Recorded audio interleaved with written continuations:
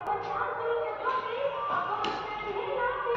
Friends, स्वागत है आपका अपने YouTube channel star study classes में। मैं उम्मीद करता हूं कि आप लोग का जो स्टार्टिंग है वो खूब अच्छे से जोरदार तरीके से किए होंगे, और ये भी उम्मीद करता हूं कि आपको मेरा पिछला वीडियो बहुत अच्छा लगा होगा। तो आज मैं आप लोग को उसी के आगे आज का क्लास कंटिन्यू करता हूं। तो हम लोगों ने कल देखा था पिछले वीडियो में कि किस तरह किसी भी नंबर का जो कोई चर मान दिया हुआ है उसका माध्य कैसे परिकलित कर सकते हैं, और आज मैं आप लोग को बताऊंगा कि उसके आगे जब कोई चर मान दिया हुआ रहेगा तो उसका जो परिसर क्या होगा और उसका वर्ग चिन्ह कैसे फाइंड करता है, इसके बारे में आज के वीडियो में आप लोग को स्टार्ट करता हूं। तो आज का वीडियो स्टार्ट करता हूं कि किस तरह कोई भी चर मान को परिसर और उसका जो वर्ग चिन्ह है वो कैसे फाइंड करते हैं। तो सबसे पहले हम लोग बात करते हैं परिसर की। तो परिसर पहले जानते हैं कि परिसर क्या होता है। परिसर, तो परिसर एक्चुअली होता क्या है कि इसका अंग्रेजी से ही पता चलता है कि एक तरह का रेंज जो एक जगह से दूसरे, मतलब कि माना कि एक पॉइंट ये है और एक पॉइंट ये है, तो दोनों के बीच की जो दूरी होती है वो एक निश्चित होती है कि हाँ इतना दूरी तक इसका, माना कि उसके बीच की दूरी 10 मीटर या 10 सेंटीमीटर जो भी हो, तो वो एक तरह का रेंज कहलाता है कि इस पॉइंट से इस पॉइंट तक की बीच की दूरी को एक निश्चित रूप में होती है, तो उसको परिसर रेंज कहा जाता है। ठीक उसी तरह जब हम कोई चर मान निकालेंगे तो उसका जो परिसर निकालने का जो फॉर्मूला होता है वो होता है कि परिसर इक्वल टू होता है उच्च सीमा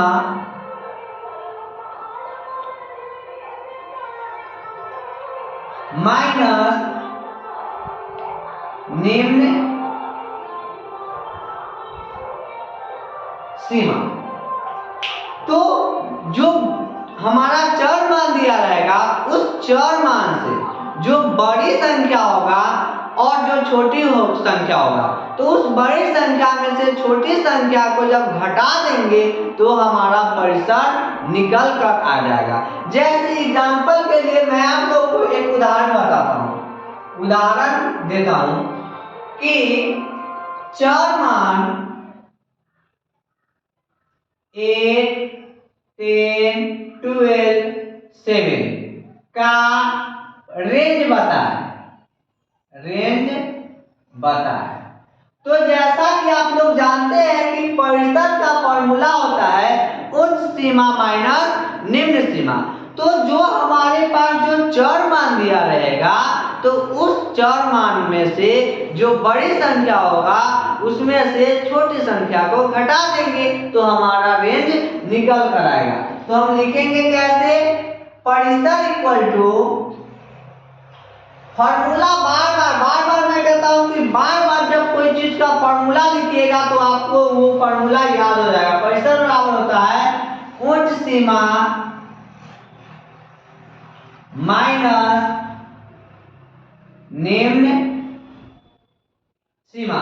तो इस चर मान में आप देखिए कि उच्च सीमा कितना है, तो उच्च सीमा इसमें कितना है, जो 12 है वो सबसे बड़ी नंबर है, तो ये हमारा उच्च सीमा कहलाता है। और जो निम्न सीमा है वो है 7, तो 7 को उसमें से सब्ट्रैक्ट कर देंगे तो कितना होगा, 12 में से 7 जाएगा तो हो जाएगा 5। यही तो हमारा परिसर का आंसर आया।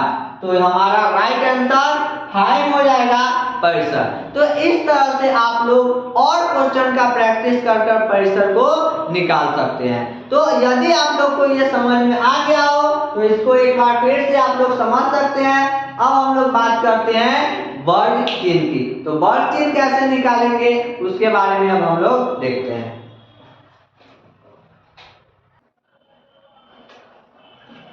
तो अब हम लोग बात करते हैं वर्ग चिन्ह क्या होता है। वर्ग चिन्ह, तो इसका आप लोग फार्मूला याद रखेंगे, वर्ग चिन्ह का क्या होता है। तो जो हमने परिसर में देखा कि बड़ी संख्या में से छोटी संख्या को घटाने के बाद जो रिजल्ट मिलता है उस संख्या को हम परिसर कहते हैं। वर्ग चिन्ह में ठीक वैसे ही होता है, लेकिन उसका जस्ट अपोजिट और थोड़ा सा बड़ा, उसमें एक पॉइंट बढ़ जाता है। क्या बढ़ता है सो समझिए। वर्ग चिन्ह बराबर होता है उच्च सीमा प्लस निम्न सीमा और बट्टा में 2, अर्थात इसमें बड़ी संख्या और छोटी संख्या को जोड़कर 2 से भाग करने के बाद जो हमारा रिजल्ट मिलेगा उसी को हम वर्ग चिन्ह कहेंगे। दैट मीन्स कहने का मतलब ये हुआ कि इसका जो फॉर्मूला निकल के आएगा वो होगा उच्च सीमा प्लस